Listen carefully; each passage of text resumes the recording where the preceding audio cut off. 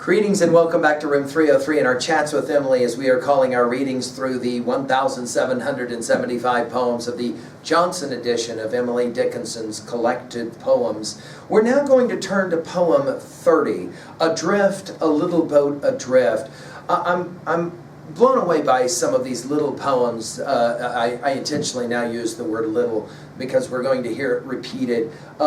In this poem, for example, the word adrift only gets used one time in all of Emily's poems, and it's here, of course, repeated. We're going to see Emily's theodicy, as we will reference it, of course, in our introductory set of comments, the last of our big five: epistemology, ontology, psychology, sociology, and then that last one, theodicy. Why must there be pain and suffering? Why must there be death? Why must there be separation and to be adrift? And why is it that this can somehow be defined as something other than horrific? I also like to think about the influence that the Odyssey, Homer, especially the Odyssey, had in the creative life of Emily, and we're certainly going to see that. Remember, Odysseus is always being left somewhere, as we said in our comments, at learnstrong.net. Speaking of LearnStrong, our assumptions are that you've been with us down that left-hand side at learnstrong.net, Chats with Emily, our playlist. And we gave a set of introductory comments that, as we said, included that discussion of the Big Five. I'm hopeful you've had some experience there. And then we've worked all of the poems up through and including poem 29, If Those I Love. Now, let's just enjoy the poem 30, Adrift, a Little Boat Adrift, and pay attention to the use of the word little. Adrift, a little boat adrift, and night is coming down. Will no one guide a little boat unto the nearest town? So, sailors say, on yesterday, just as the dusk was brown, one little boat gave up its strife and gurgled down and down.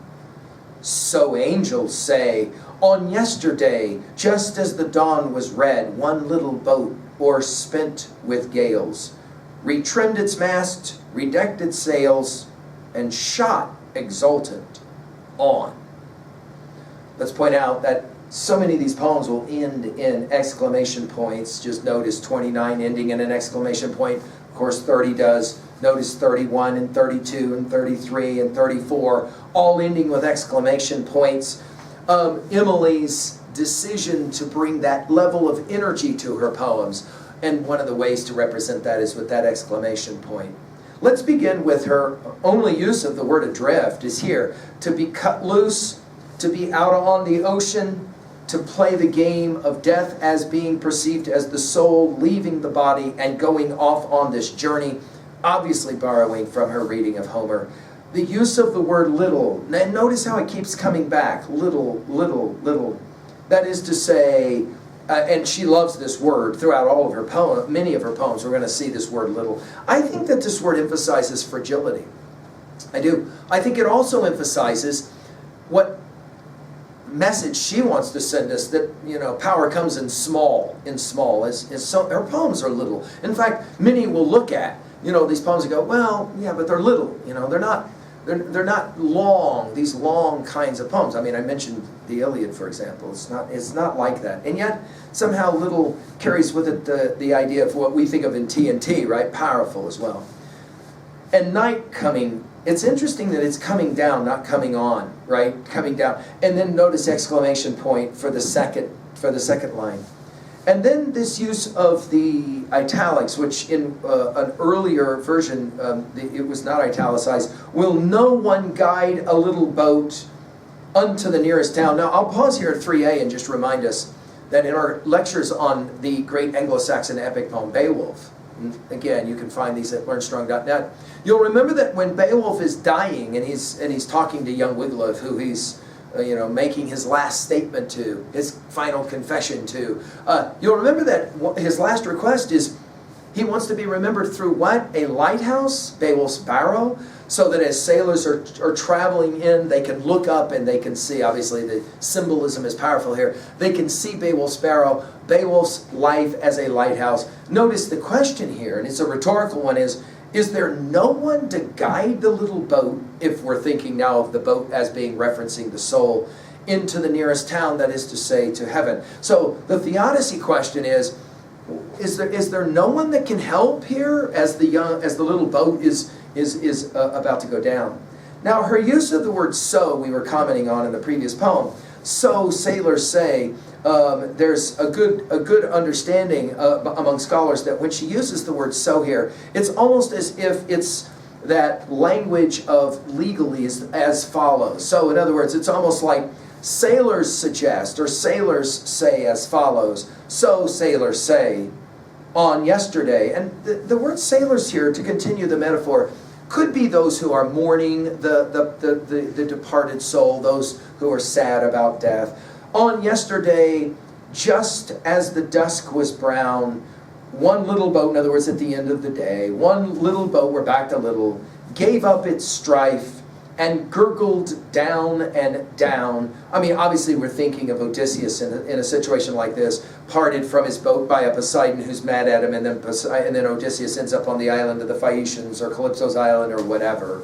The use of the word gurgled happens one time in all of the Johnson edition of Emily's poems, and it's right here. I love that. It's a great word, right? Gurgled. It has that onomatopoeic ability, right? Gurgled it down and down. Of course, it's interesting that she didn't say down and drown. She went down and down. And notice that the word down is used at the end of the second line. In other words, there is kind of a depressive tone to this, a downer tone to this poem. And then we're back to the word "so." Only now we're not talking sailors, we're talking about the other side of the spectrum, theodicically speaking, the angels. So angels say, on yesterday, just as the dawn was red, notice we go from dusk now to dawn, one little boat, we're back to it again, or spent with gales, and here is the theodicy, right? In other words, it's hard to live in this world. It's hard to live in this life. It's hard to swing at the park at the end when the van is waiting,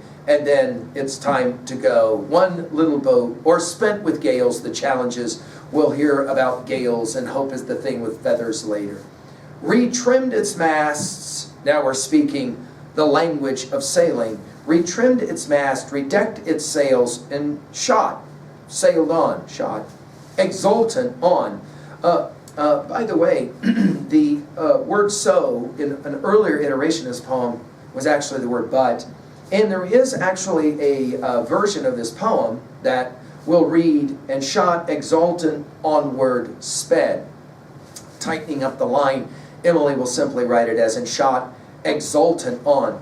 I think the word exultant is the key word of this poem. As I said to you guys so regularly, Emily's poems hang on a single, the fulcrum is a single word, and I think the word exultant is this word.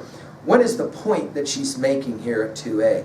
I think she's making the argument that a well-lived life is ready for this journey, this odyssey, right?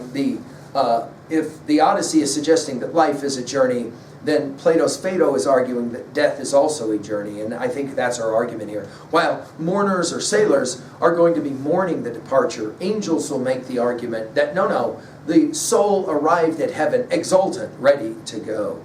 At 2b, rhetorically, I love her use of the word little, the idea that childlike or fragile like the soul on its journey towards the afterlife, heaven, whatever. And I like her use of the word gurgled. It's the appropriate word here.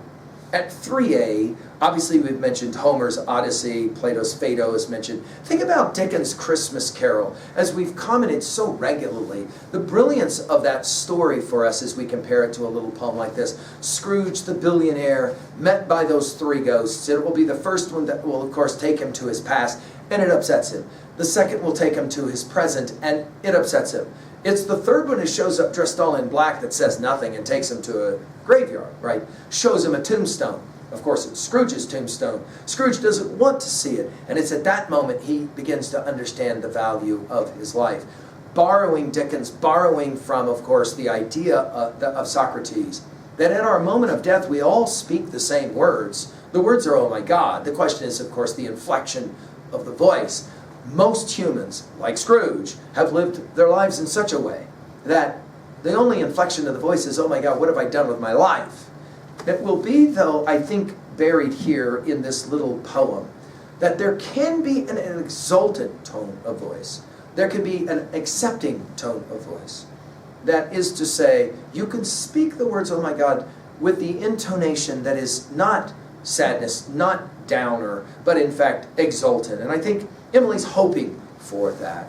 At 3B, how can you own a poem like this? Well, we could ask, what is the tone of voice for you if you imagine that you have to go on your last journey, or your maybe next journey if it's not your last journey? What is that for you, and how do you speak those words, oh my God, intonationally? How do you speak those words if in fact tonight is the night that you leave? I think Emily's poem suggests to us that you could look at your life from an exultant perspective, even your death. Emily continuing to challenge us, or at least I hope so. Thank you.